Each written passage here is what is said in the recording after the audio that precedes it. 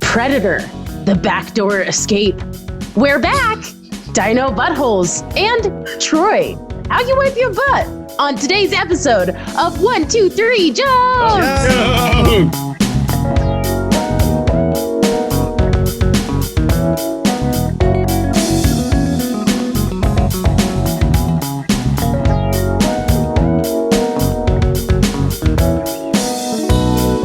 Welcome, everybody, to 1, 2, 3 Jokes, the competitive comedy podcast where we take 3 stories from the news, write 3 jokes about each story, and decide who has written the funniest jokes. My name is Jeremy Martinez. My name is Ricardo Leon.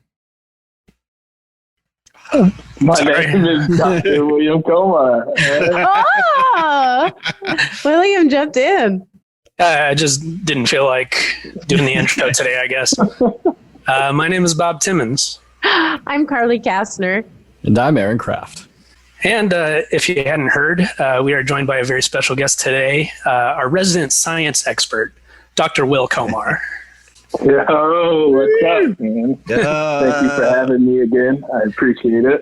And of course, judging by that intro that Carly did, this is a science-heavy episode. So obviously we had to call you. Mm-hmm. This is science heavy, and yeah, I don't know.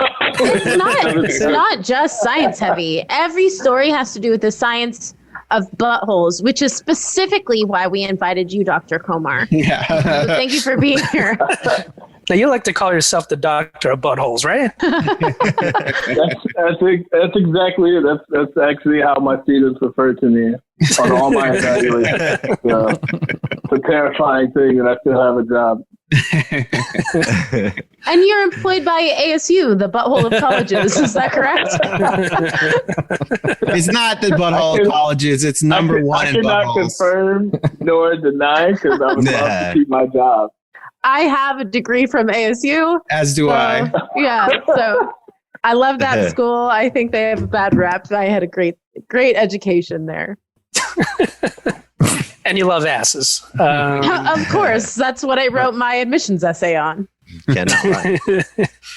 You say emissions? Or... All right, everybody jumped on that one.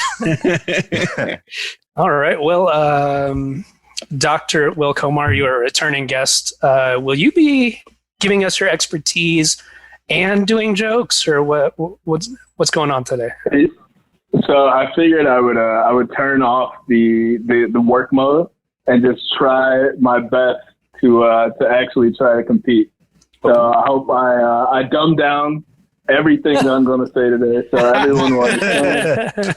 And I'm just making sure that I'm at least funnier than Aaron. So that's the only goal I have. Dr. Will, let me be the first to congratulate you on your win today. I just have this funny feeling it might go your way.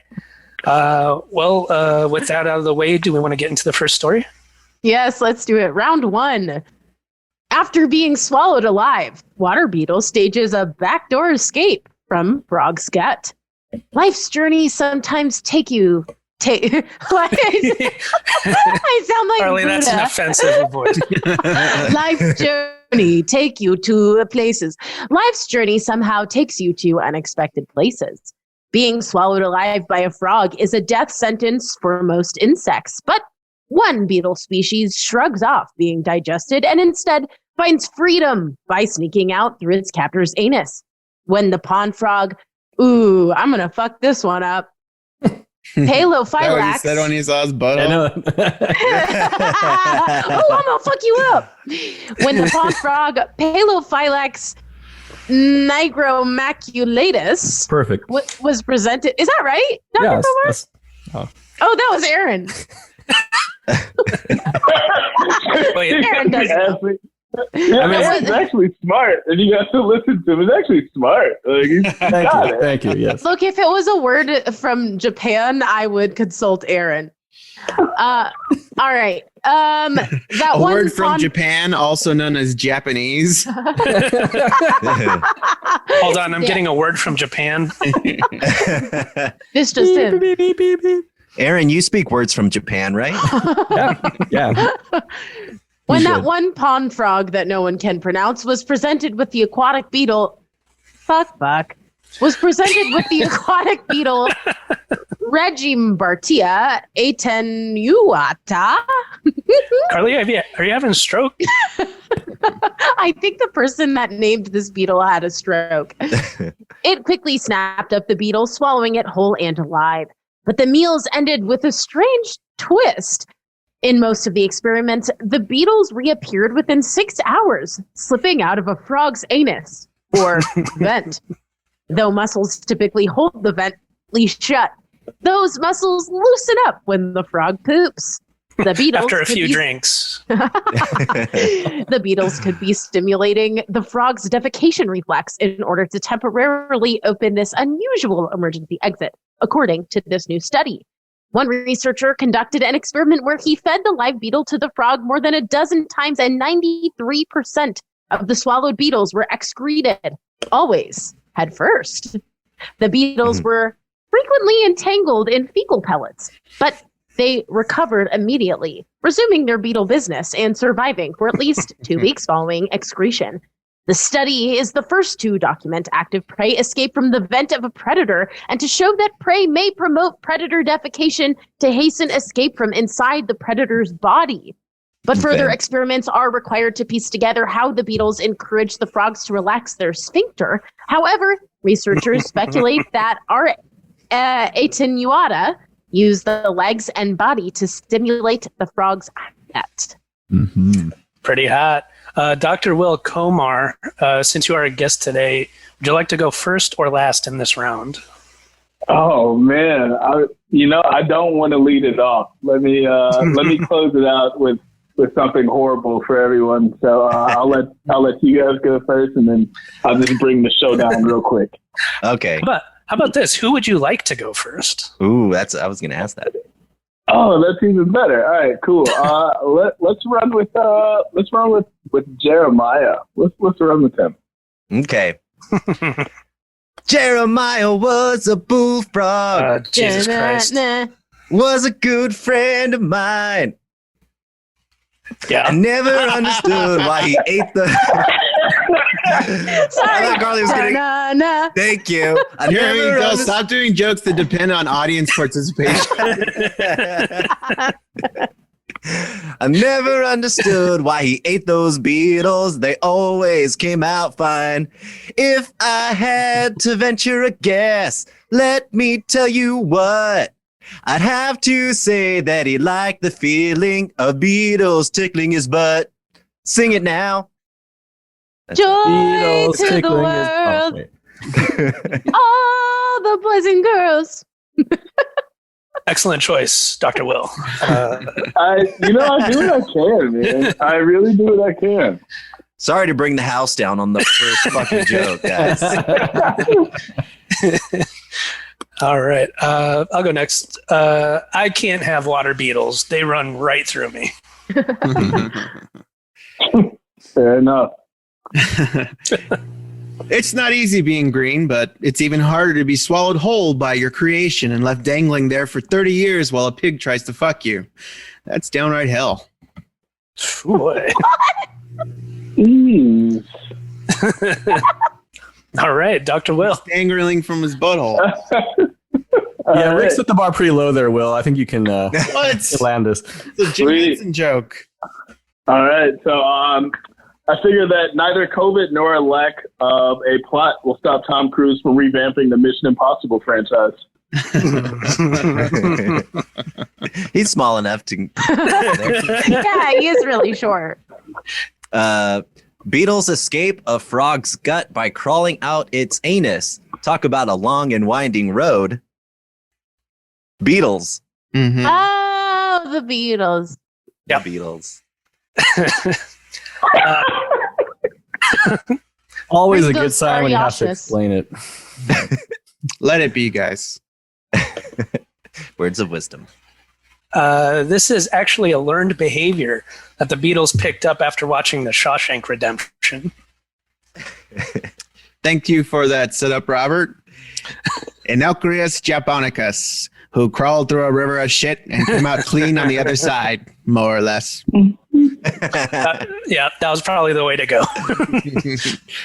I thought that was actually a really good Morgan Freeman impression. I don't think so. I thought it was nice. She's like the only person that liked it. The person that did it didn't think so. No, it was actually trash. I'll just be honest with you. If I closed my eyes, it could have been. It could have been him. Rick, just go an octave lower. I think you'd have it. Now that's a good Morgan Freeman. All right, so let's see. Yep, that's me. You're probably wondering how I got here. That's all I can imagine.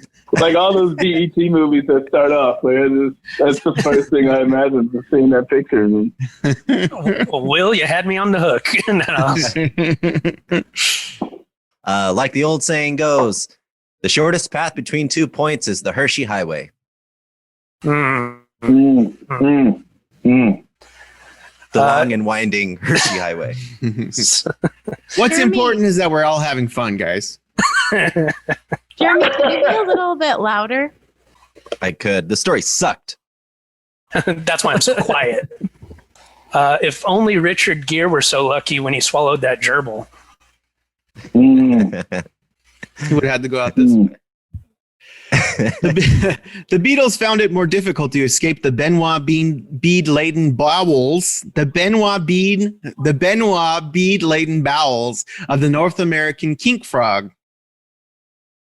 All right, so all I have to do is just deliver better than Ricardo on this. Yeah. Solid.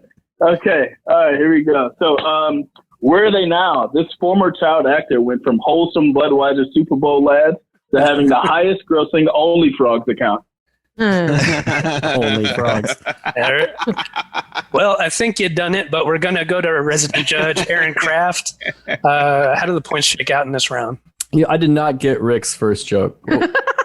Or his last joke. Well, I think what kink frog was supposed to be the punchline there, right? Right. Yeah. There's Benoit beads inside his anus, so it's Right. hard to get out. And he's a kink frog, so He's a kink frog, so wordplay there. But what the pig? Fuck you! I didn't get that at the beginning. no, it's not easy being green. Oh, Or with the frog, it's even harder to be swallowed whole by your creation and left dangling there for 30 years while a pig tries to fuck you. Oh, I didn't get the puppet. Yeah. I totally forgot what that first joke was, and when Aaron said his note, I had no fucking idea what he was talking about.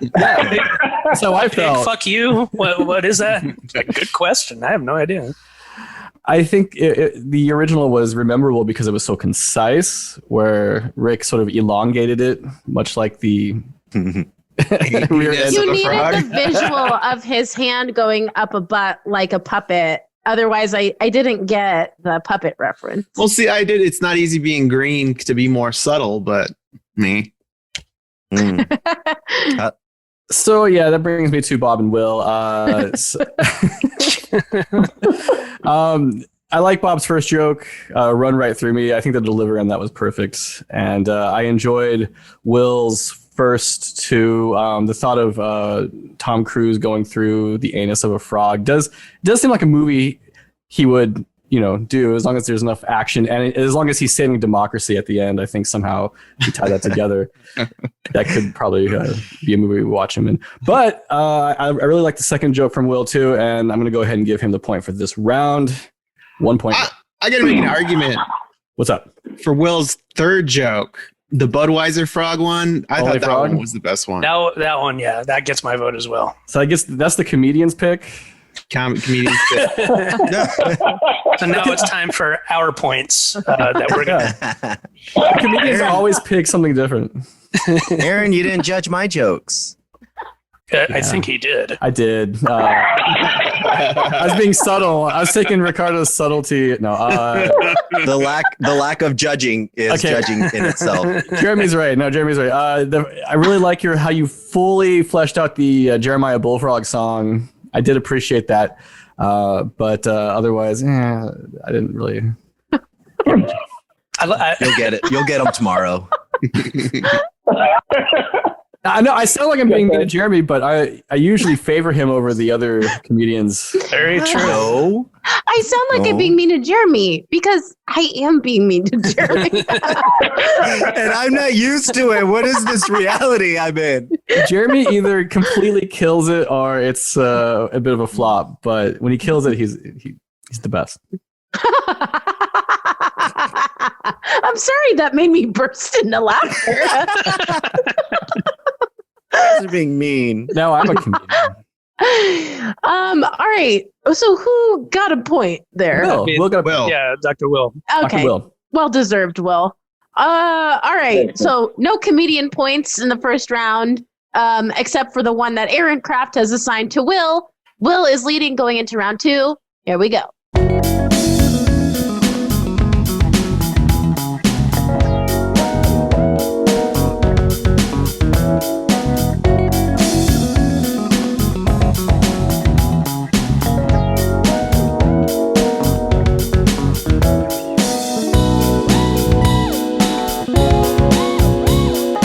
First preserved dinosaur butthole is perfect and unique. Paleontologists accept. Nope. Let me take that again. You paleontologists say that's all the dinosaurs. This was a multi-purpose hole. The first dinosaur butthole ever discovered is shedding light where the sun don't shine. The discovery reveals how dinosaurs used the multi-purpose opening, specifically known as a cloacal vent. Cloacal vent. If you can't say it right, you have to name your first child Cloaca. The hole is specifically known as a cloacal vent for pooping, peeing, breeding, and egg laying. The dinosaur's derriere is so well preserved, researchers could see the remnants of 2 small bulges by its back door, which might have housed musky scent glands that the reptile possibly used during courtship. Might have. Is that what those things are? Is that a gun in your pocket, or are those your musky scent glands? And an anatomical quirk also seen in living crocodiles, crocodilians. It says crocodilians. Have you guys ever heard of that? Yes. Where are we? Jesus. Carly, you think at some point you try to get better at this? I'm always I'll say the same to you, Ricky. I'm always defending Carly's literacy. He's making me look bad right now. Carly's almost like the anti-Dr. Will Comar. She's like so far from science. We should point out that she led with, I just want to state that I did go to ASU and I just want to start with that. Like, that's it. All right. Put it in the commercial. Listen, when they teach you, when you get an education degree, they don't teach you how to pronounce all the, animal words. I'm not a zoologist. Those animal words. You got words of Japan and animal words. Moo. Cluck. No, I know moo. Moo goes with cow.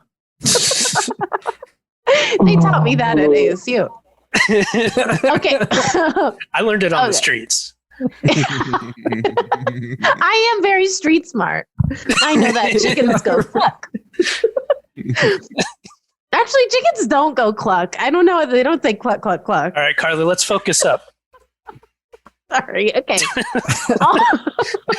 Although this dinosaur's caboose shares some characteristics with the backsides of some living creatures, it's also a one-of-a-kind opening. One researcher explains, the anatomy is unique. Oh, should I do the same accent that Ricky did at the beginning? The anatomy is unique. It doesn't quite look like the opening on birds, which are the closest living relatives of dinosaurs. It does look a bit like the back opening on a crocodilian, he said, but it's different in some ways. It's its own cloaca shaped in its perfect, unique way. The well-preserved booty belongs to the dinosaur Psittacorosaurus. Yeah, that's correct. Yeah. A bristly-tailed Labrador-sized horn-faced Okay. mean. This is a new segment on the show. Every single episode, Carly's got to break into this uninterrupted laughter. Listen, imagine I'm describing you as you're a bristly-tailed Labrador-sized horn-faced dinosaur. Who are you calling a bristly-tailed, horny-faced whatever dinosaur? That's a very faint horn. Moreover, the team noticed that the outer regions of the cloaca were discovered with a dark shade of melanin. Perhaps this darkly pigmented area was the type of visual display, similar to bright red butts seen in baboons. The reddish-brown Psittacorosaurus was countershaded, meaning it had a dark back and light underside, so its pigmented posterior would have stood out. All right, I'm going first. Sure.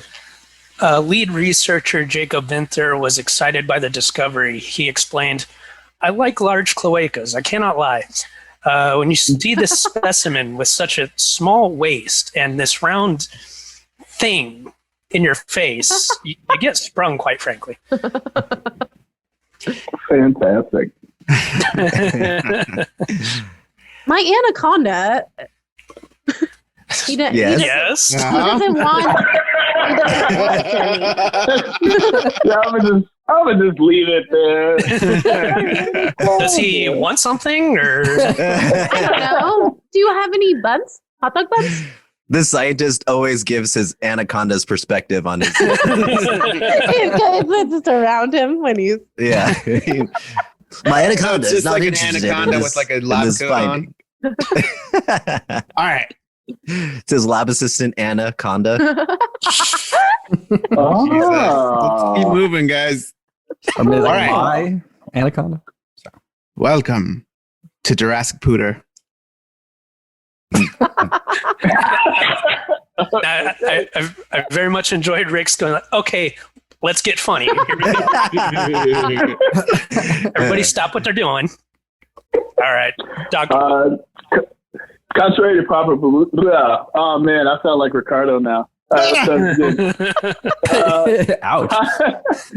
Contrary to popular belief, spraying on my butt has never led to copulation. You ain't doing it right. So this dinosaur butthole is perfect, you say? I'll be the judge of that. Oh yeah. Oh yeah, that thing is perfecto. Oh man. Oh. Oh man. Oh man. Well, let's get my anaconda's opinion. Anna, get in there. Take a look at this. She do want some. Scientists say that this is the most well-preserved butt they have ever seen. A 51-year-old Jennifer Lopez begs to differ. Mm-hmm. Then I got a chance to look at the specimen again up close and suddenly realized, oh my God, the cloaca is actually quite well preserved and ribbed for my pleasure, Vinther said. Yeah. It's basically the same joke that you just told. But grosser.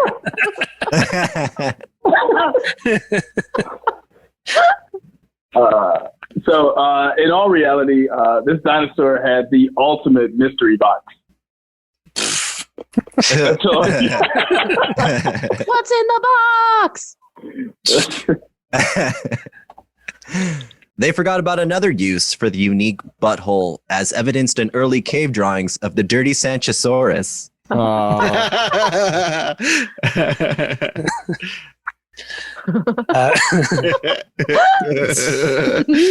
I liked giggle. it.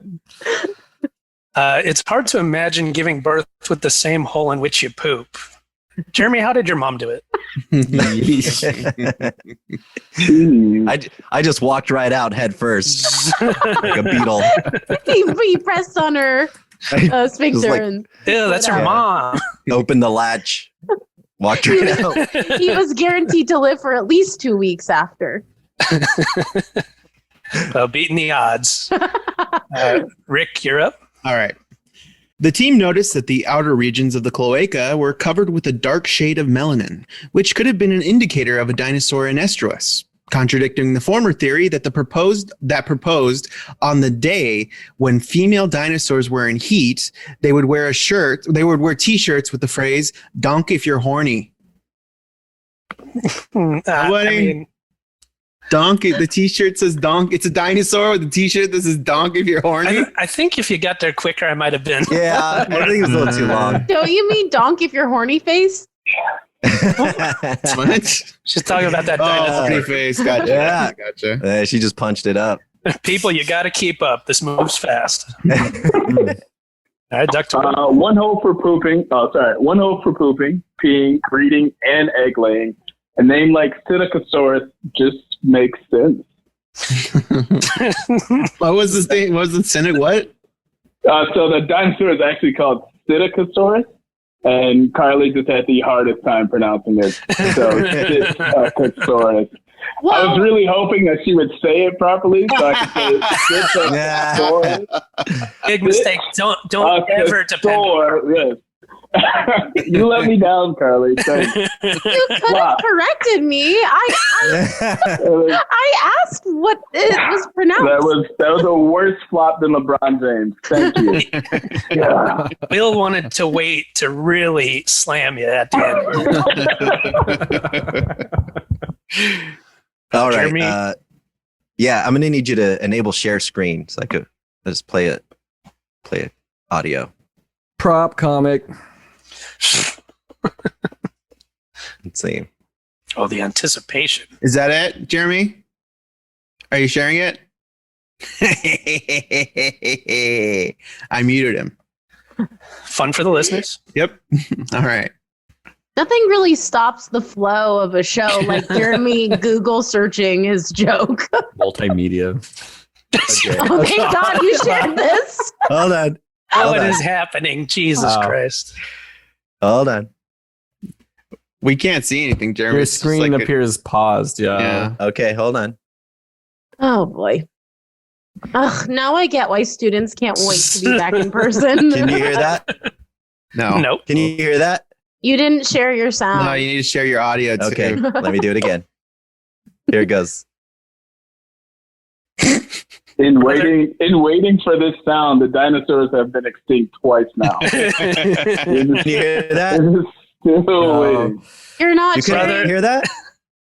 Jeremy, why don't you just hum it or something? What the- Dun, dun, dun, dun, Hold on. dun, yeah, dun, there we go.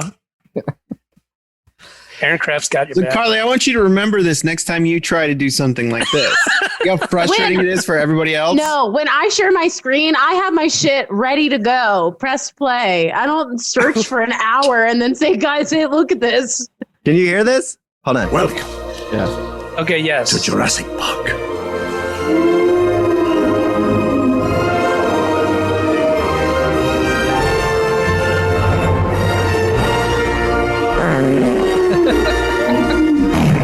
You gotta be fucking kidding me with this.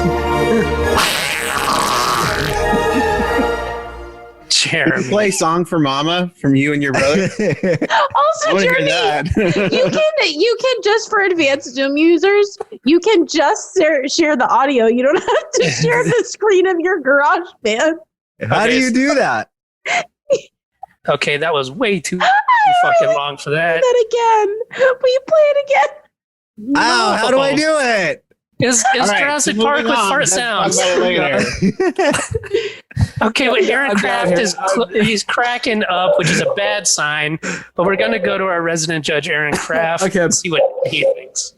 I'm not going to count that last joke because not only did he break the flow, but it had like nothing to do with the topic whatsoever except for dinosaurs. Yeah, and their buttholes. Yeah, okay, I guess. All right.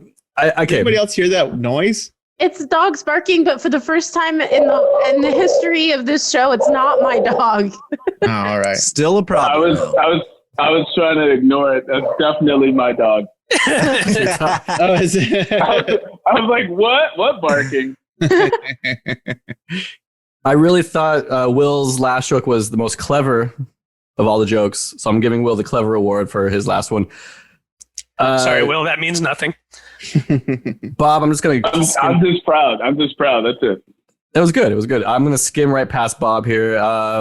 Jeremy's, oh yeah, had me rolling.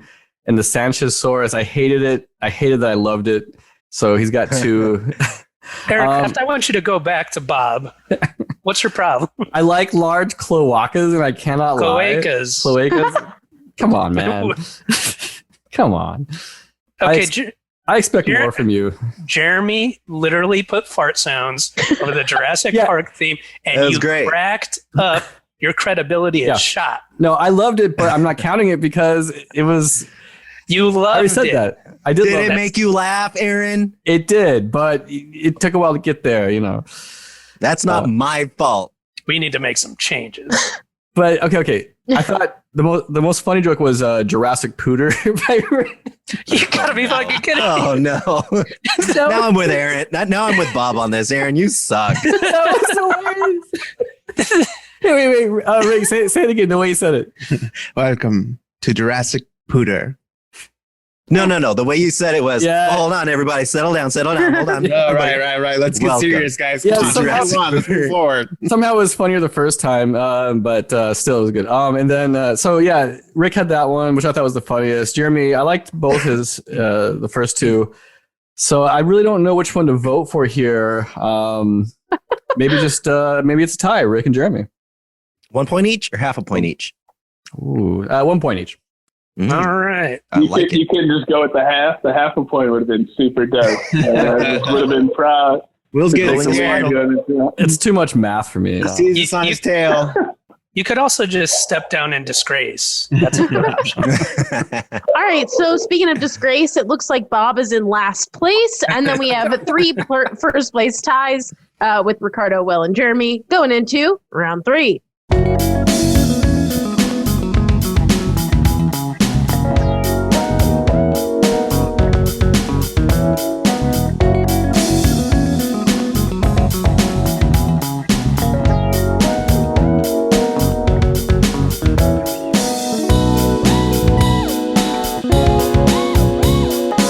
What did people use before toilet paper was invented? That was going to be my burning question, but this story covered it. Though toilet paper has existed in the Western world since it... a long time ago. She can do it. She can't get through one story. I'm sorry. She's doing pretty good this time. I had a tickle. You can edit that out. I'll start over. What did people use before toilet paper was invented? Though toilet paper has existed in the Western world since... Damn it! Here we go. Since at least... Though toilet paper has existed in the Western world since at least the 16th century AD, and in China since the 2nd century BC, billions of people don't use toilet paper even today. In earlier times, toilet paper was even more scarce than in early 2020. So, what did ancient humans use to wipe after going to the bathroom? It can be difficult to tell using the archaeological record, said Susan Morrison, a medieval literature professor at Texas State University and author of the book Excrement in the Middle Ages, Sacred Filth, and Chaucer's Feco-Poetics. Most of the material we don't have because it's organic and just disappeared, Morrison told Live Science. However, experts have been able to recover some samples, including some with traces of feces and depictions of toilet paper's precursors in art and literature. Throughout history, people have used everything from their own hand to corn cobs, to snow, to clean up after a bowel movement. One of the oldest materials on record for this purpose is a hygiene stick, dating back to China 2,000 years ago. According to a 2016 study in the Journal of Archaeological Science, that's the end of the sentence. According to a study, hygiene sticks, also called bamboo slips, were wooden or bamboo sticks wrapped in a cloth. During the Greco-Roman period, from 332 BC to 642 AD, the Greeks and Romans cleaned their derrieres with another stick called a tersorium, according to a feature in the BMJ. Oh, that must be that book. What's the BMJ? This is the first time it's mentioned. Bowel Movement Journal. Yeah, probably. Damn, I was trying to think of something. A journal. Thing I forget. Their tersorium, which had a sponge on one end, was left in public bathrooms for communal use. Ew, ew, ew. Some scholars argue that the tersorium may not have been used to clean people's behinds, but the bathrooms they defecated in. Oh, okay, that's better. People cleaned the tersorium by dumping it in a bucket of salt or vinegar water, or by dipping it in running water that flowed beneath the toilet seat. Greeks and Romans also tidied up with ceramic pieces rounded in the shapes of an oval or circle called pissoi. Pissoi? Pissoi is probably right. Pissoi. Archaeologists have found pissoi relics with traces of feces on them. And an ancient wine cup features a man wiping his bum with pissoi. Greeks may have also wiped with ostraka, ceramic pieces that they inscribed with the names of their enemies. See this? This is you. However, these ceramic materials may have damaged the butt over time, causing skin irritation and external hemorrhoids. One more thing, in Japan, people used another type of wooden stick called a chuugi to clean both the outside and inside of the anus. I believe it's pronounced the chuugi. Chuugi! Literally, Chuugi crisp. literally, it's just putting a stick up their butt. All right, I won't read anymore. I think we're good. Okay. My turn? Yes, you'll start us off. Your turn. Oh, okay. Many ancient peoples would use small creatures with soft fur affixed to a stick to wipe their behinds. Often the animal would follow the act with a shrug and the statement, "It's a living." I like it. So the battle at Thermopylae would have been totally different had Leonidas thrown a tersorium. When he falls down that hole. Was that what that hole was? It was the toilet? It was the toilet, yeah. Yeah, that was it. That's where all the Romans went to poop. Yeah. Right down that never-ending well. It wasn't that deep, though. They just knew I was full of shit. So I'm like, no!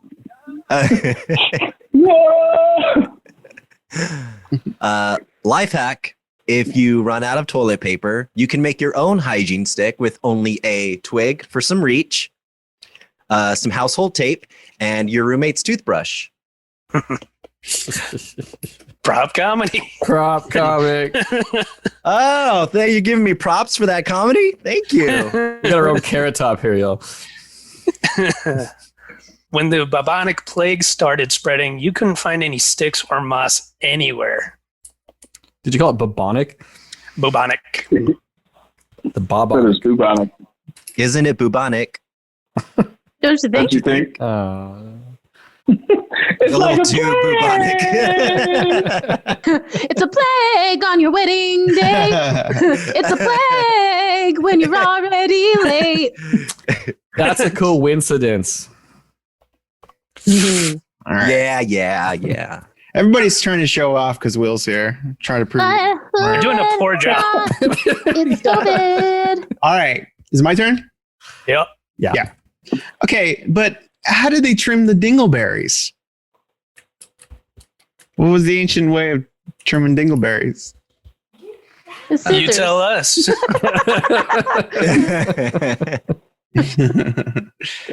You just get like a little lizard, and then it's a living. Okay. All right.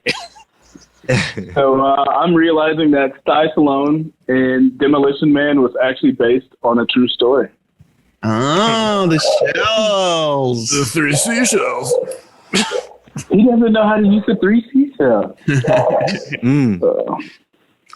Unfortunately, we're kind of stuck with toilet paper until Costco restocks their supply of ceramic butthole scrapers. Yeah, still out. I just checked.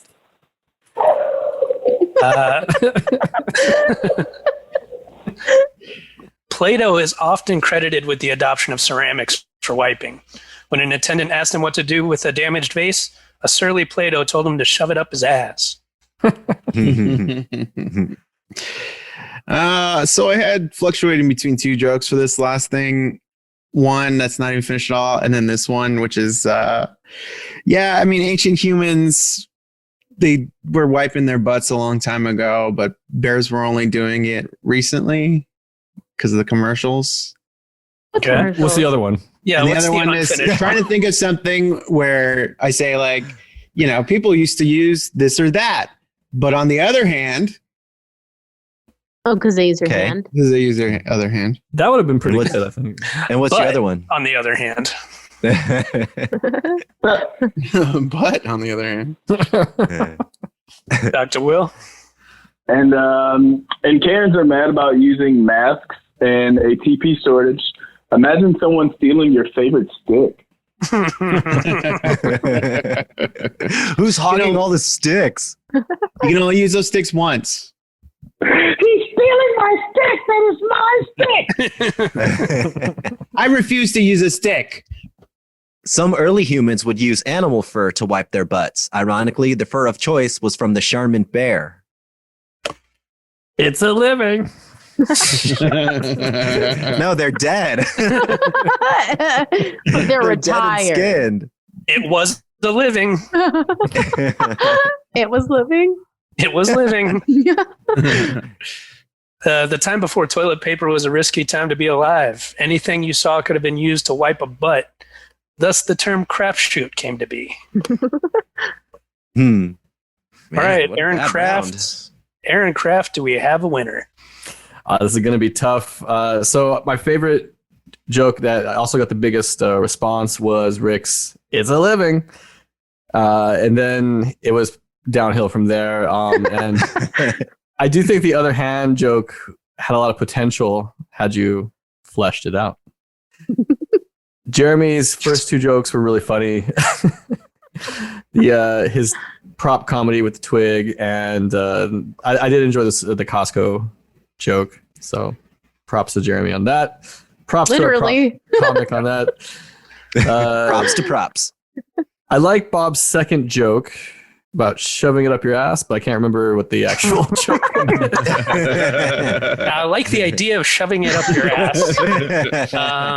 But yeah, that's about it. As Play-Doh. He means he likes when you do it, Bob. Yeah. He likes when Play-Doh's shoved up his ass. Comes out in all these fun sizes, fun shapes. I thought it just came out star shaped. Will bringing the education, the Leonidas joke. That's from and 300. That's not education. It's the Battle of Thermopylae, okay? That scholarly movie, 300. we had jokes about dingleberries and shoving things up your ass. I think comparatively, it was the most erudite thing said in this round. And then I think his they're still my favorite stick, or however it went, got probably the second biggest response out of all the jokes. So, that was really good there. So this is tough to judge. I think it's between Jeremy and Will. I'm going to give them both points, which means they both have 2 points. It's a tie. Second place. I'm first. I think I'm going to do maybe a first in 1, 2, 3 jokes. And I'm going to concede the win to Dr. Will. I thought my jokes were just not right, up to butt. But Jeremy, that Jurassic fart. I'm so excited. First and foremost, I want to thank my parents. They did a great job making me that Labor Day. Thank you. Just go to y'all. Keep going with your acceptance speech. Jeremy wants to play. Welcome. Thank you out there. Yeah, you gotta wait for the music to usher you off. I think I can cry. Hold on.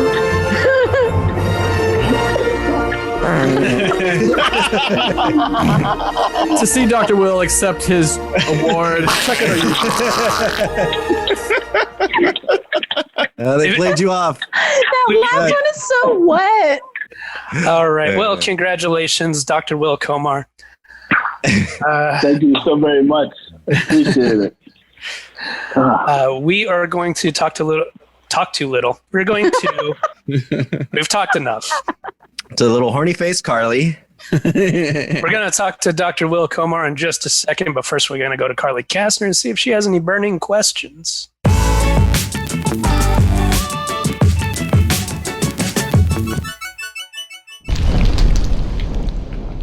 Well, I was going to ask Jeremy to play his Jurassic Fart song again, but he already did that. So Jurassic I think fart. Yeah. I kind of want to make that my ringtone, Jeremy, so he can send that to me. Okay, so my burning question is actually giving about this last story about toilet paper. I want to know two things. One, did anyone in this Zoom call actually run out of toilet paper during the? Oh, you did, Bob? Yep. Okay, so here's my part two. No pun intended. What did you do? And for everyone else, if you like right now ran out of toilet paper and you really had to go and you couldn't no one could bring you any toilet paper, what would you use? Like, what would you do? If I may, when Dr. Will was on before, didn't he tell a story Yeah, about not having toilet paper? Oh yeah. Yes, he did. my He gosh. did. Yeah. Wow. I forgot about The that. Clorox bleach wipes. Yeah. What? Yeah. Holy cow. Man, Full circle. Freshest butthole in the locker room, man. He's precious. That's why we had you be our butthole expert on this episode. listeners, if you want to hear that, do so. Go find it. Go fuck yourself. Shove it up your ass. Yeah, I just stole toilet paper from work. It's not a Ooh. particularly interesting story. It's just like, hey, they got it. I need it. I take it. At my work, we have shop rags, which are used because we're For wiping your ass. carpentry. Yeah, for wiping your ass. So you build things, you clean up glue with the shop rags. But I would use them during allergy season, just keep in my pocket so I could clean my nose and stuff when my nose is runny. And then I end up with tons of these at home because they were stuck in my pocket. I'd take them out, I wash them. So I have tons of these rags that I use for cleaning and projects. I would definitely use the rags and just wash them and bleach them afterwards. I mean, they have rewashable diapers for babies. I can't see how it'd be any different for an adult size dump. Yeah, you get shit all over your underwear all the time. I think the key difference would be the volume of shit produced by a grown person. But you're not you can pooping empty on it. You're just wiping. Yeah. You poop into the toilet and then you just get the extra. You don't hold it in your hand and then poop into your hand and then dispose of it? Well, I normally poop directly into my underwear, Bob, but I dump most of it in the toilet before I reuse my underwear. Classic. I don't like this episode. I would actually just about anything, but the smart thing to do would just turn the shower on and stick your butt in the air. Well, you see, my girlfriend has the shower nozzle that detaches. Oh, great. And so I would just use that. You just turn it to a jet and just shoot everything out, right? And then does it reach the toilet? No, you stand in the shower. You gotta shimmy over there. But. You poop in the toilet, and then you just go to the shower and you just Jeremy, has no one had the talk with you?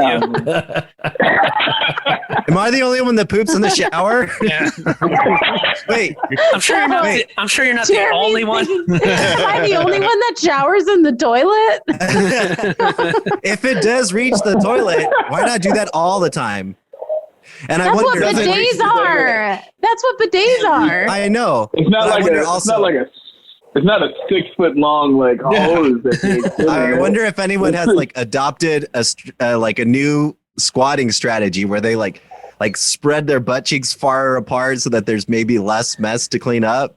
And if so, why not do that all the time? That might actually be brilliant. Jeremy, someone did come up with it. His name was Jeremy Martinez. Where you just physically hold your butt cheeks open so you can poop? You better patent that, bro. And it's this new product I made, guys. If you want to go online, buy the butt cheek spreader. Probably $9.99. I would assume that you just cut out the bottom of a Pringles can and then shove it up there. Like a funnel. Yeah. Have you ever seen the video? It's from a Russian reality TV show, I think. But the guy's like, "You're wasting too much toilet paper." And she's like, "You need 3 pieces." He's like, "No, you only need 1 piece." And he takes the piece and then he sticks his finger through it. And he says, "You stick it through there and then you scoop everything out and then you wipe it off with the piece of toilet paper." No. So gross. Let's end this episode. I was about to share a story from my childhood if you want. Go ahead. Yeah. Please do. So when when I was a child, and still in like the diaper age and things like that, my mother said that she used to see me coming from my bedroom holding potatoes and going to the kitchen and just throwing potatoes away. And so one day she actually stopped me. She said, "Hey, baby, come here. What do you got?" And I just showed her my hand, in which she realized that they weren't potatoes. I was pooping in my room as a kid. And I would pick it up and I'd walk it to the trash and throw it away. So What a clean little kid. She actually like, no, baby, this is where we go. So she took me to the bathroom and had me drop it in the toilet. And then that was like the time that I started to become like potty trained. I realized it's got to go in the toilet, and I don't have to deliver it, like hand deliver it. So now Dr. Comar still poops into his hand, but now he's in the toilet. There you go. No, baby, you're 9 now. You need to poop right into the toilet. You're 35. You need to go to the bathroom. Will, I can't believe we're still having this conversation. This is why there's all those potatoes in your bathroom, right? In your toilet. That's it. Dr. Will, you are so full of shit stories. Amazing. Full of them, man. Thank you. Well, they have been released, and they are for the public to enjoy. Dr. Will, do you want to tell the people where they can find you online? Yeah, sure. You can either look at my faculty bio. It's got a couple paragraphs on there on ASU's website. Honestly, more so, you can go online. Go to ASU and Crash Courses Study Hall Chemistry, and you can go on there and see me try my best at explaining chemistry to those of you that may not be the most chemistry inclined, like our friend Carly, right? So just hop on there and take a look at it. Chemistry inclined, Will. I'm just not able to read. She's actually a genius at chemistry. No, is literacy a prerequisite to understand chemistry? No, of course not.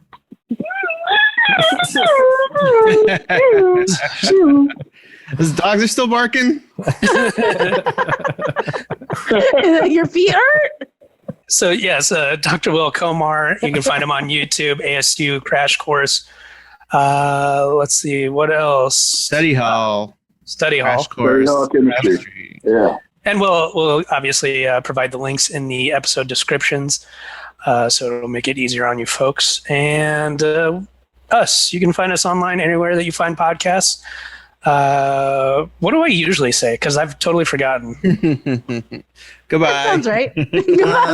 Yeah, bye, everybody. You just say, what have you Aaron said? Kraft? I wasn't listening.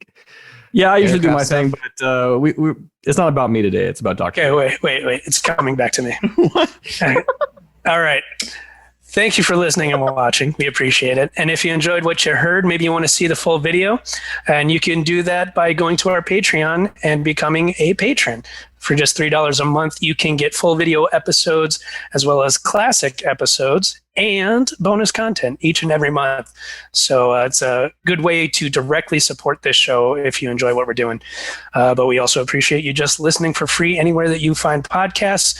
And anywhere that you do listen, we would appreciate some feedback, ratings, reviews, comments, suggestions for stories. All that stuff really helps us out. And like I've been saying multiple times, we would appreciate it. Aaron Kraft, our resident judge, he also produces this show, and he has some music for you to listen to over on SoundCloud. Yeah, come check out my SoundCloud page, Captain Lovecraft, CAPT.LOVEKRAFT. And I think that should do it for this show. All right. I'm Jeremiah Martinez. I'm Ricardo Leon. I am Bob Timmons. I'm Carly Kastner. I'm Aaron Kraft. I'm William Comar. Good. Allegedly. Yes. And this has been another episode of 1, 2, 3, Jokes! Yes!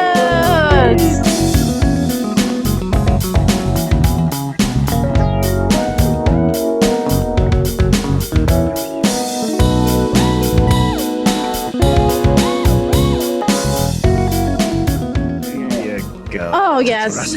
Oh, the glorious. Oh, no. Beautiful music. Aaron Kraft, have you turned on this?